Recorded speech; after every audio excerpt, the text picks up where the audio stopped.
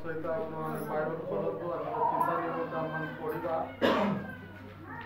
प्रथम जहन तार 2 पद 15 ରୁ 17 पद आम पढ़ा अभिलाषा विषय आज चिंता करवा।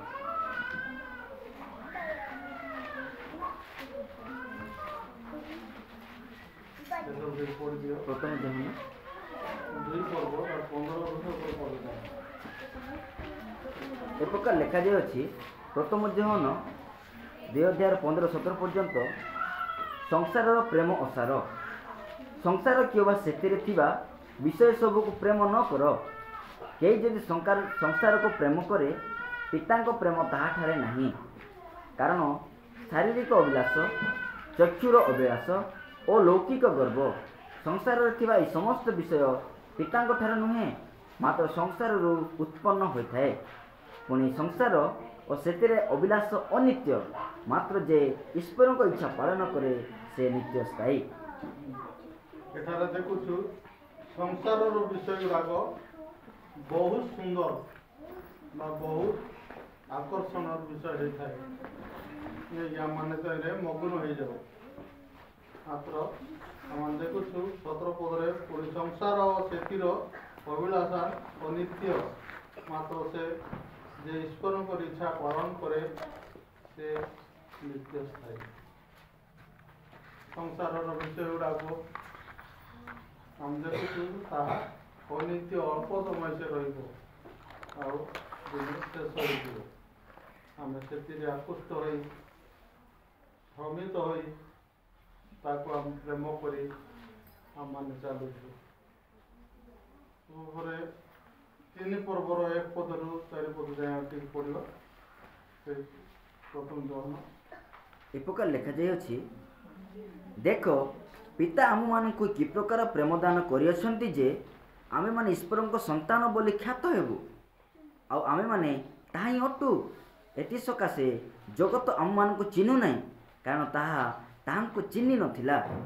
हे प्रिय माने वर्तमान आमे माने ईश्वर को संतान अटु आमे माने कौन हेबा ताहा ए पर्यंत प्रकाशित होई नहीं आमे माने जानू जे से जेतेबेले प्रकाशित हेबे सेतेबेले आमे माने ताहाको सदृश हेबा कारण से जेपरी आमे माने सेही परी ताहाको दर्शन करबा। आम देखुछु संसार विषय गुड़ाक आम को आकर्षण करुछि आम तईरे मग्न हो जाउछु 16 पद देखु कारण शारीरिक अभिलाषा चतुर अभिलाषा और लौकिक गर्व संसार थिबा एही समस्त विषय पिता ठारू नुहे मात्र संसार उत्पन्न होता है।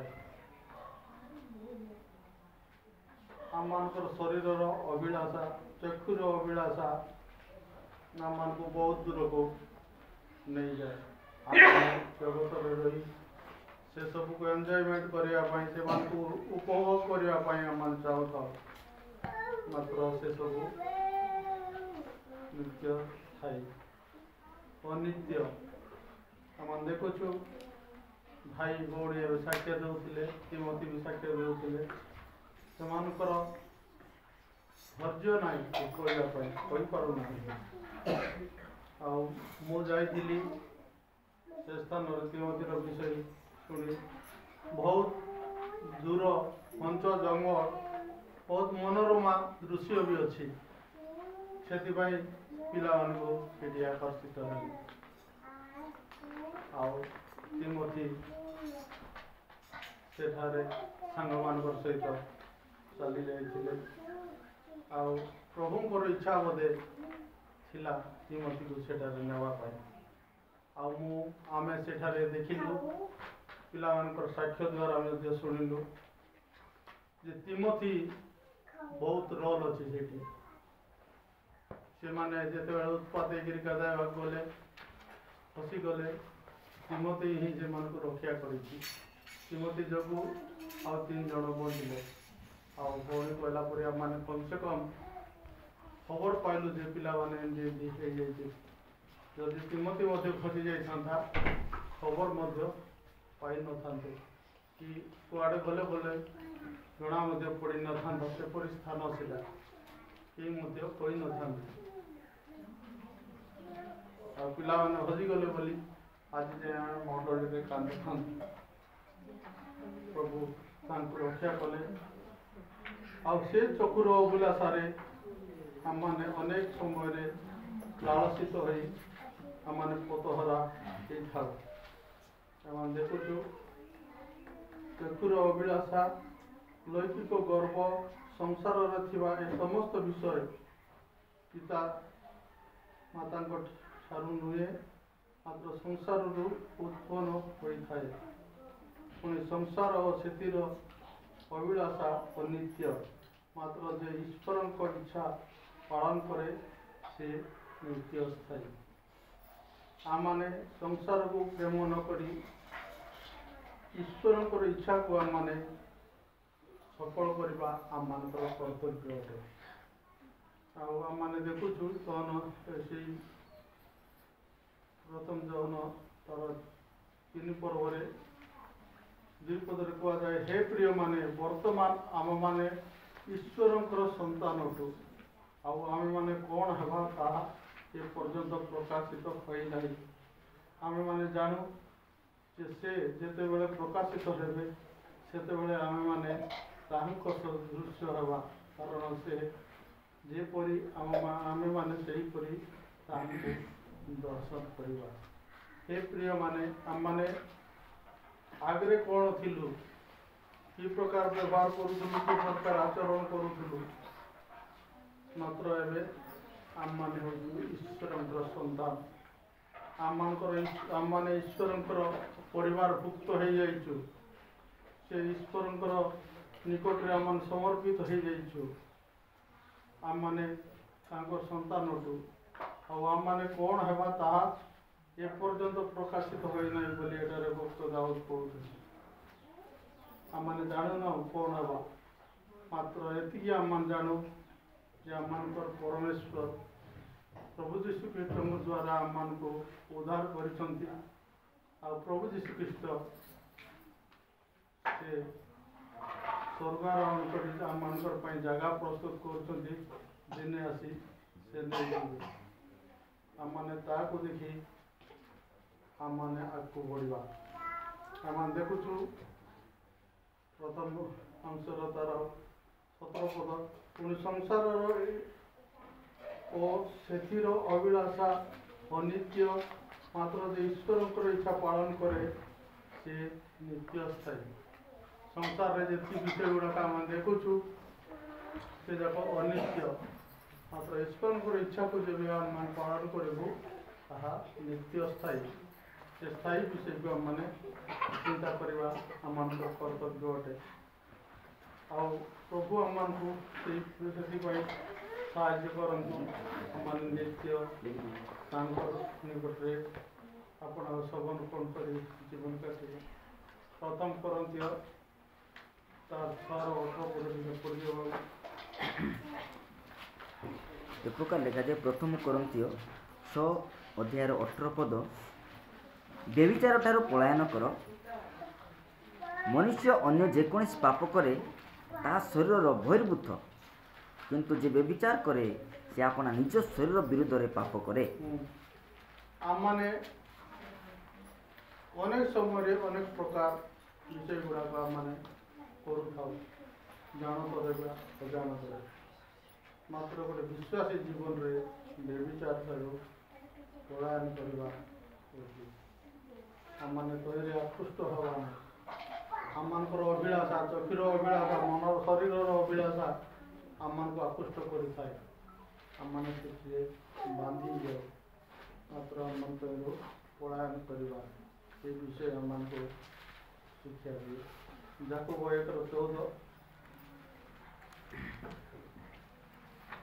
ଏ ପ୍ରକାର ଲେଖାଯାଏ, ଯାକୋବ 1:14 ପଦ, କିନ୍ତୁ ପ୍ରତ୍ୟେକ ଲୋକ ଆପଣା କାମନା ଦ୍ୱାରା ଆକର୍ଷିତ ଓ ପ୍ରବଞ୍ଚିତ ହୋଇ ପରୀକ୍ଷିତ ହୁଏ।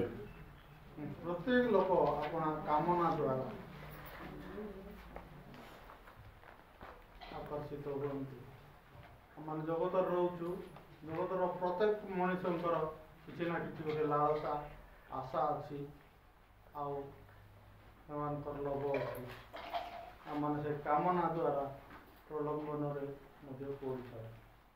ମାତ୍ର ପ୍ରଭୁ ଯୀଶୁ ଯେ ଆମମାନଙ୍କୁ ରକ୍ଷା କରିବେ ଆଉ ପ୍ରଭୁ ଯୀଶୁ ଆମମାନଙ୍କୁ ତାଙ୍କର ସନ୍ତାନ ରୂପେ ମନୋନୀତ କରିଛନ୍ତି ଏହାକୁ ମନେ ରଖି ଆମମାନେ ଆଗକୁ ବଢ଼ିବା ଉଚିତ। ପ୍ରିୟ ଭାଇ ଭଉଣୀମାନେ, ଆମମାନେ ଯେତେବେଳେ ଶରୀରର ଇଚ୍ଛା ବା ଆଖିର ଲାଳସାରେ ଆମମାନେ ଚାଲୁ ଅନେକ ସମୟରେ ବିପଦ ମଧ୍ୟ ଘଟିଥାଏ। ତନ୍ମଧ୍ୟରୁ ମଧ୍ୟ ପ୍ରଭୁ ଆମମାନଙ୍କୁ ଉଦ୍ଧାର କରିଛନ୍ତି। ସେଥିପାଇଁ ପ୍ରଭୁଙ୍କୁ ଆମେ ଧନ୍ୟବାଦ ଦେବା।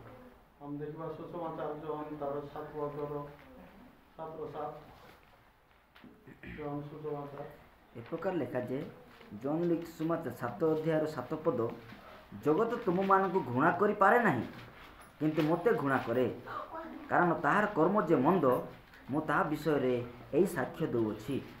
ଏଠାରେ ଯୀଶୁ କହୁଛନ୍ତି ଜଗତ ତୁମମାନଙ୍କୁ ଘୃଣା କରେ ନାହିଁ। ଆମମାନେ ଈଶ୍ୱରଙ୍କର ସନ୍ତାନ, ଜଗତ ଆମମାନଙ୍କୁ ଘୃଣା କରିବ ନାହିଁ, ଆମମାନଙ୍କୁ ପ୍ରେମ କରିବ। କାରଣ ଆମମାନଙ୍କୁ ସେ ଧରି ରଖିବା ପାଇଁ, ତାର ଫାନ୍ଦରେ ପକାଇବା ପାଇଁ ଜଗତ ଆମମାନଙ୍କୁ ପ୍ରେମ କରିବ, ମାତ୍ର ଯୀଶୁଙ୍କୁ ଘୃଣା କରିବ। ଆମମାନେ ସେଇ ଯୀଶୁଙ୍କର ପିଲା। ଜଗତ ଆମକୁ ପ୍ରେମ କଲେ ମଧ୍ୟ ଜଗତ ସହିତ ଆମମାନେ ବାନ୍ଧି ହେବା ନାହିଁ ଆଉ ଜଗତକୁ ଆମମାନେ ପ୍ରେମ କରିବା ନାହିଁ। ଜଗତର ଅନେକ ବିଷୟ ଆମମାନଙ୍କୁ ପ୍ରେମ କରେ ଆଉ ଆମମାନଙ୍କୁ ସେହି ସ୍ଥାନରେ ପକାଇବା ପାଇଁ ଚେଷ୍ଟା କରିବ। ଆମମାନେ ଜଗତର ନୁହଁ, ଆମମାନେ ହେଉଛୁ ଈଶ୍ୱରଙ୍କର। ଏହା ପ୍ରତ୍ୟେକ ଲୋକ ଅନୁଭବ କରିବା ଉଚିତ ଏବଂ ସ୍ମରଣ କରିବା ଉଚିତ। ବାକ୍ୟ ଗୁଡ଼ାକ ପ୍ରଭୁ ନିଶ୍ଚୟ ଆମମାନଙ୍କୁ ଏ ବାକ୍ୟ ଦେଇ ସାହାଯ୍ୟ କରନ୍ତୁ। ଆମେ ଦେଖିବା ମାଥି ଲିଖିତ ସୁସମାଚାର ତାର 5:28 ପଦ। ଏ ପ୍ରକାର ଲେଖାଯାଏ, ମାଥ୍ୟୁ ଲିଖିତ ସୁସମାଚାର 5:28 ପଦ, କିନ୍ତୁ ମୁଁ ତୁମମାନଙ୍କୁ କହୁଅଛି ଯେ କେହି କୌଣସି ସ୍ତ୍ରୀ ପ୍ରତି କାମ ଭାବରେ ଦୃଷ୍ଟିପାତ କରେ, ସେ ତାହା ସଙ୍ଗରେ ମନେ ମନେ ବ୍ୟଭିଚାର କଲାଣି। ଏମାନେ ଦେଖୁଛୁ ଉଭୟ ସ୍ତ୍ରୀ ଏବଂ ପୁରୁଷକୁ କୁହାଯାଏ। ଏଠାରେ ସ୍ତ୍ରୀ ବୋଲି ବ୍ୟବହାର କରାଯାଇଛି, ମାତ୍ର ପୁରୁଷ ମଧ୍ୟ କୌଣସି ପ୍ରକାର ଅନ୍ୟ ପ୍ରକାର ଆମମାନେ କୌଣସି ସ୍ତ୍ରୀକୁ ବା ପୁରୁଷ ବା କୌଣସି ସ୍ତ୍ରୀ ଅନ୍ୟ ପୁରୁଷକୁ ଦେଖେ ସେ ବ୍ୟଭିଚାର ମନେ ମନେ କରୁଛି। ଆମମାନଙ୍କର ସେ ଚକ୍ଷୁର ଅଭିଳାଷା ଠାରୁ ଆମମାନେ ନିବୃତ୍ତ ରହିବା ଆମମାନଙ୍କର କର୍ତ୍ତବ୍ୟ ଅଟେ। ଆମମାନେ ଏବେ ହିଁ ପ୍ରଭୁଙ୍କର ବାକ୍ୟକୁ ଆମମାନେ ସଫଳ କରିପାରିବେ। ଯାକୁବ 4:16 ପଦଟିକୁ ପଢ଼ିବାକୁ।